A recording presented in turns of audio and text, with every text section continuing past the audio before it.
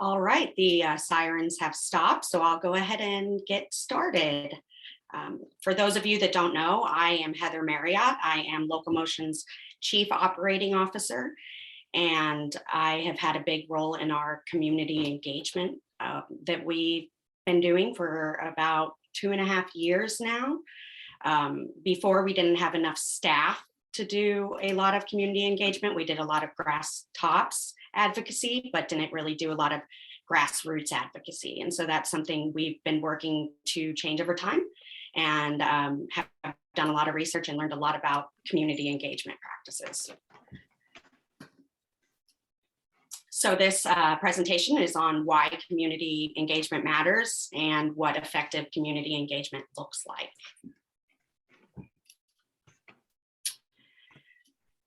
So community involvement in decision-making for policies, projects, or decision planned by government officials. That's essentially what community engagement is.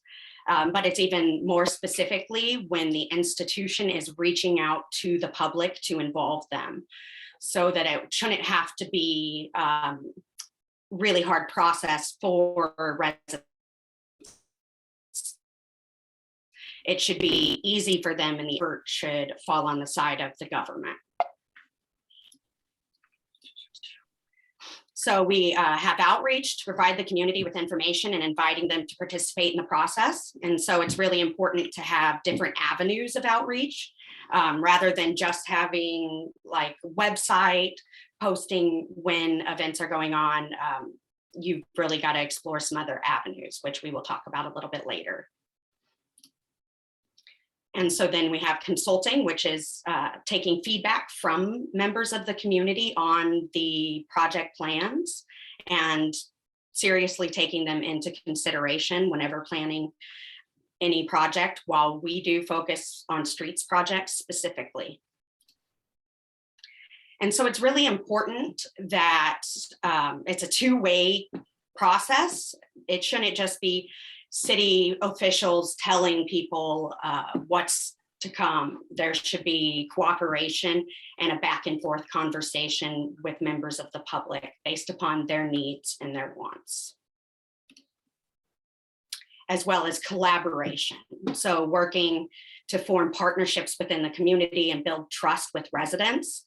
And so that's by working with neighborhood associations, working with individual residents, working with community groups that represent residents, and very importantly, building trust with those groups of people. And it's important that there's shared leadership. So the final decision should be made with the community in mind and taking into consideration the needs and requests of the community. That helps the community have ownership in the project, and that's really important to be able to have shared leadership and have community buy-in. So I wanted to talk about Columbia's strategic plan that we had from 2016 to 2019 and the priority neighborhoods. There were these 3 neighborhoods on the map that were established starting off with very specific efforts made to do outreach to them. And there were communities that had higher rates of crime, low income families.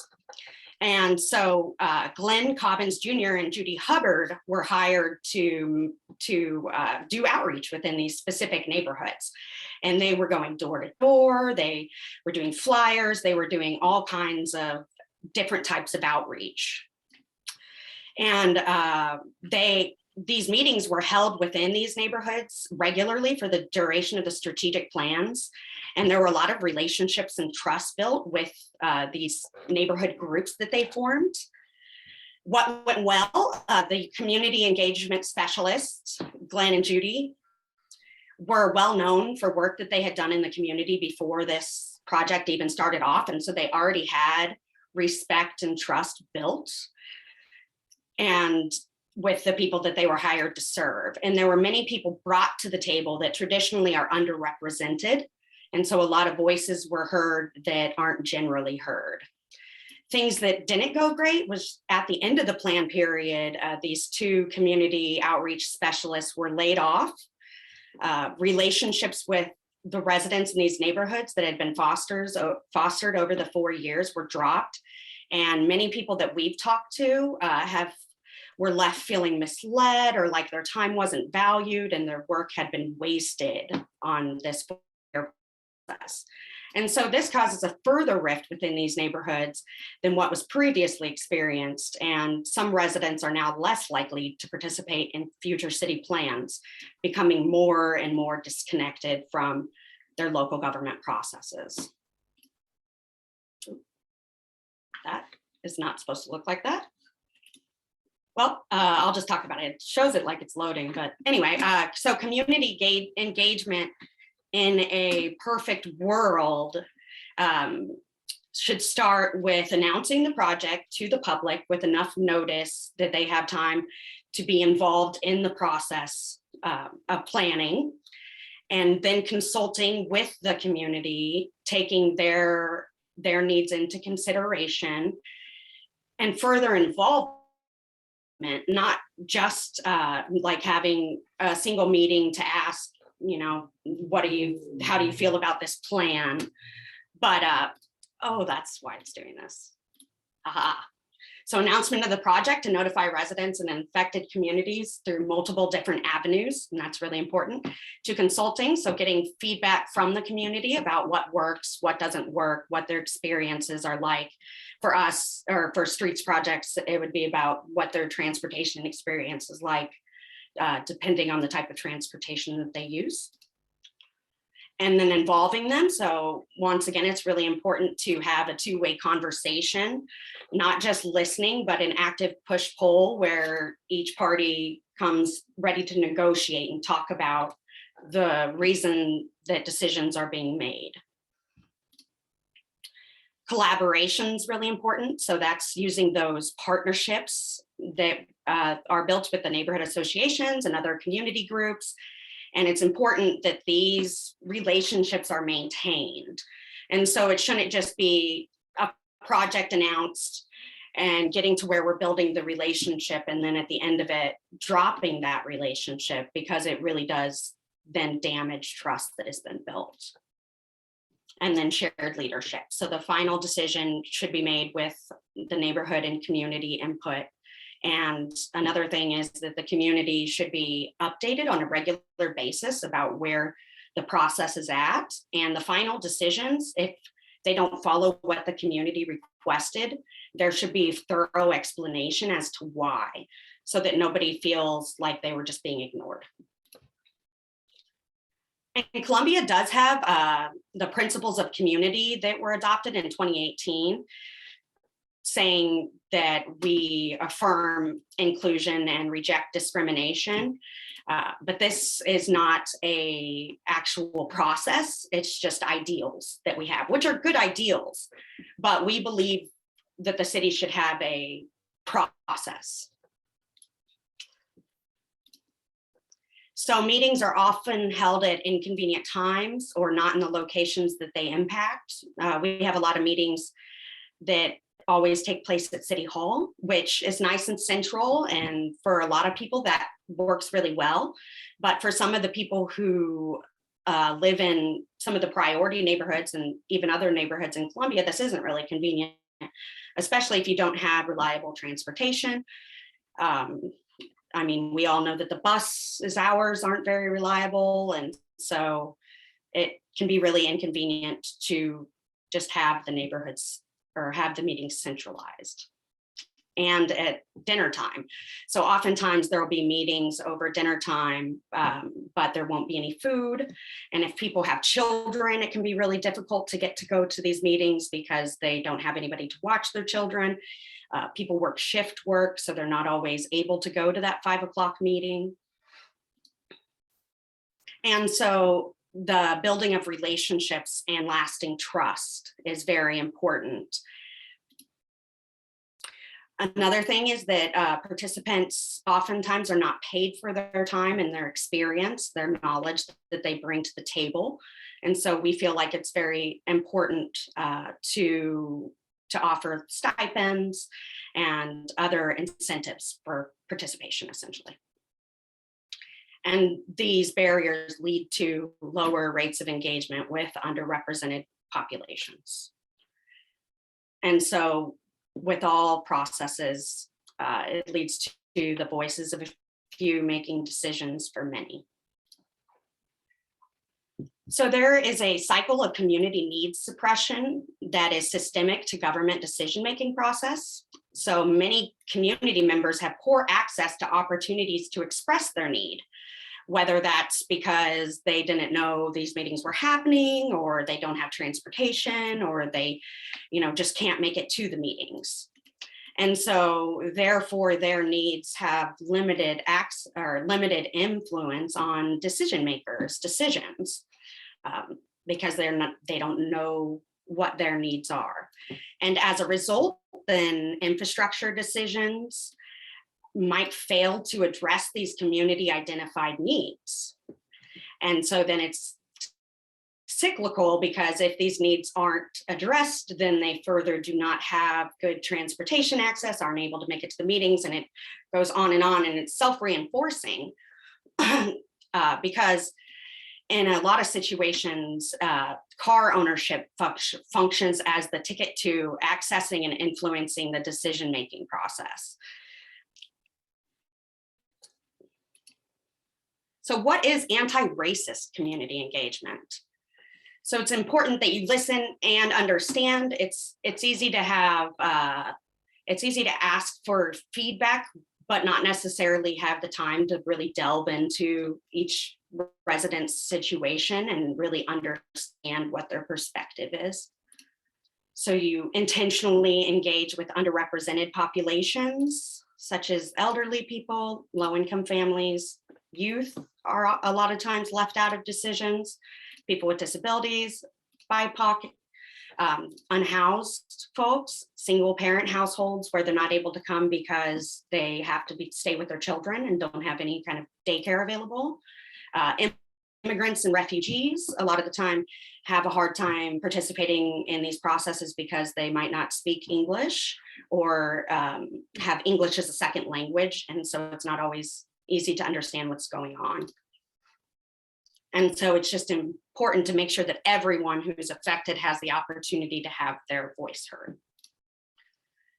So this was a cool example we found of a community engagement from a Strong Towns presentation in a community meeting in Oakland, California.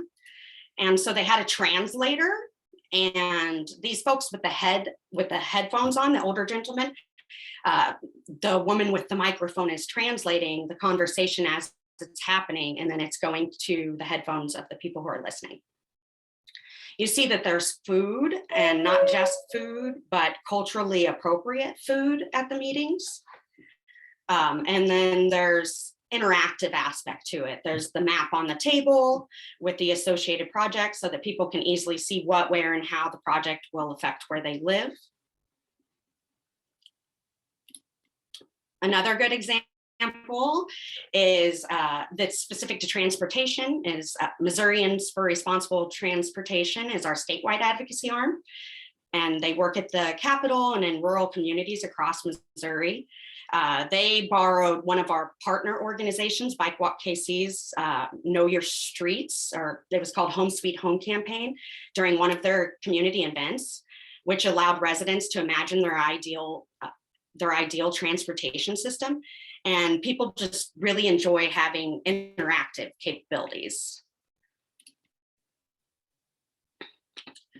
Another type of engagement that we have started using that we really enjoy is walk audits. And so you get out into the neighborhood that you're evaluating, and you have residents from that neighborhood come out and see what it's like and show you what issues they have in a specific area with walking or biking or taking the bus.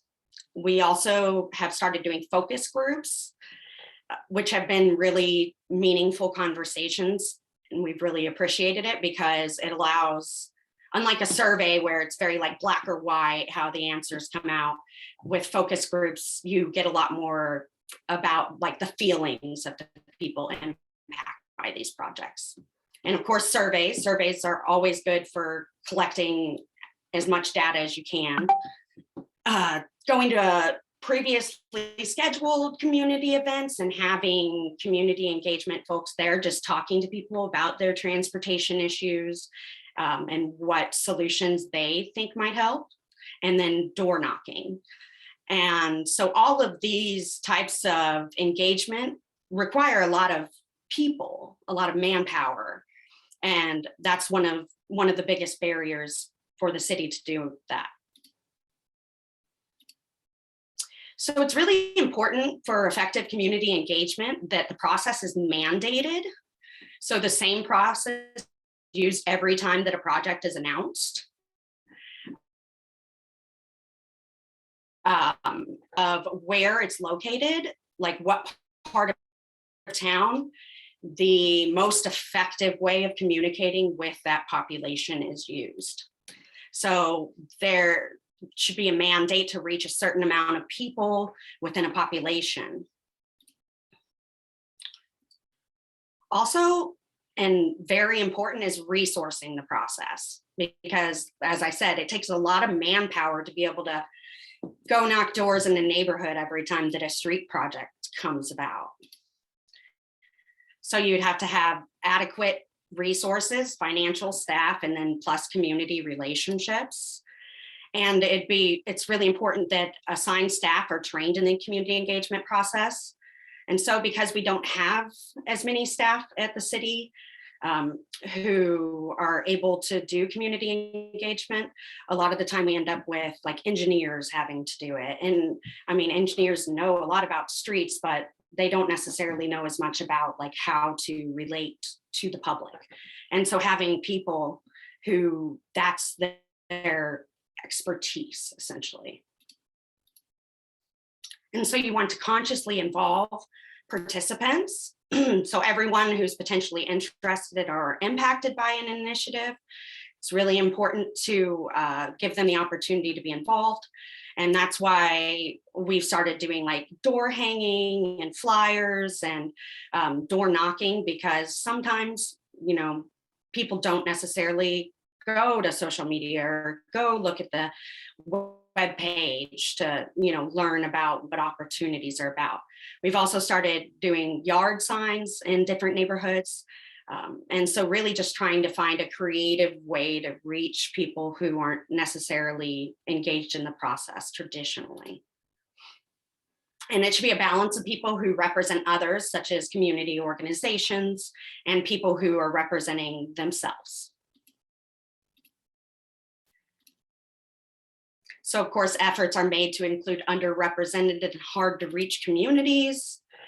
And it's really important to overcome the barriers to access, such as physical, so like where the meeting is located, economic, if people, you know, can't take off work to come to the meeting, or, you know, need to have a stipend to make up for the time that they spend.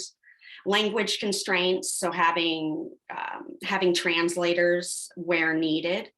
It's really important, and there are several others. Daycare, offering daycare at a public meeting helps single parents be able to come and participate more fully. And then also, of course, efforts are made to involve our elected representatives and any city department that's impacted.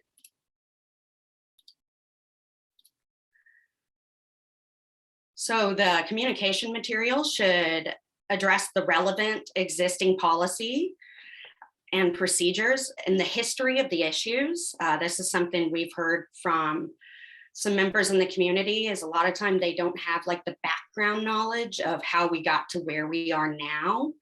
And so they think that that's really important to have that shared with them. Then there would be suggestions of solutions and alternatives, pros and cons of each, in case, you know, especially with things such as infrastructure, not everyone understands how it works. And so having really good explanation of like what works and what, or in this specific situation, what works well and what doesn't. It's important that the schedule of the process, the certain milestones, and the progress that's been made up to this point, and any opportunities for involvement are regularly communicated. And of course, this is across those different communication channels that I mentioned. It's really important that the process is transparent and deals with conflict and imbalances of knowledge. And so once again, that's saying people who might not understand how infrastructure planning works, it's really important that we try to have as much information available as possible and try to share that information in a way that your average citizen could understand.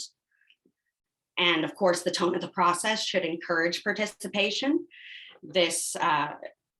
We don't want people to feel like their time is being wasted, or if they show up to a meeting that it's not going to impact the outcome in any way.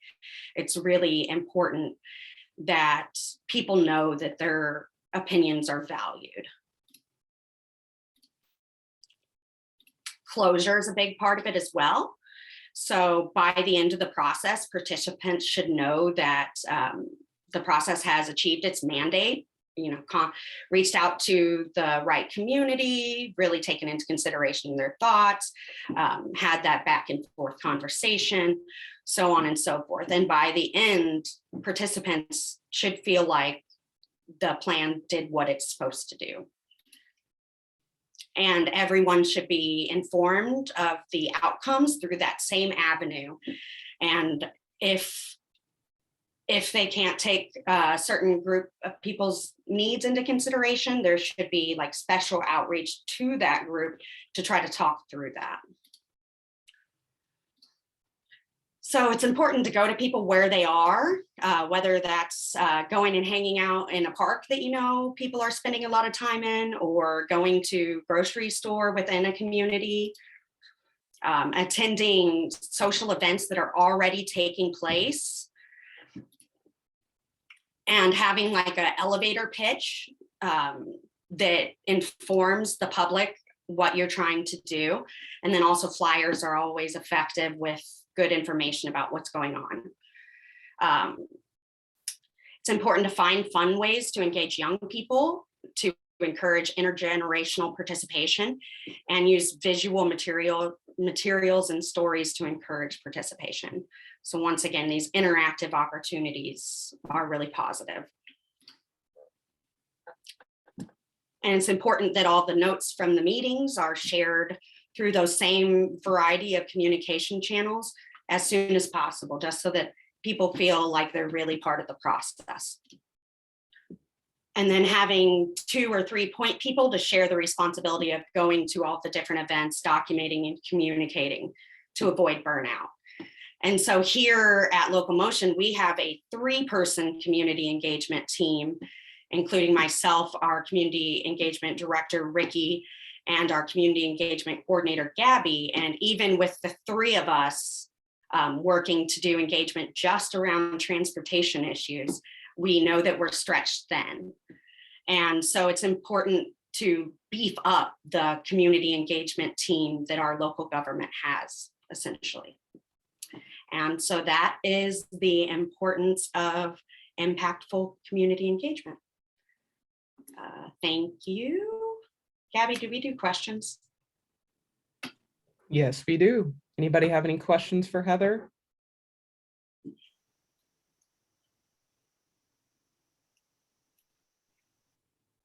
Well, thank you all very much. I appreciate you listening in. If you have any questions about our community engagement efforts, you can email myself at heather@lomocomo.org or ricky@lomocomo.org, and that's RIKKI. Thank you very much.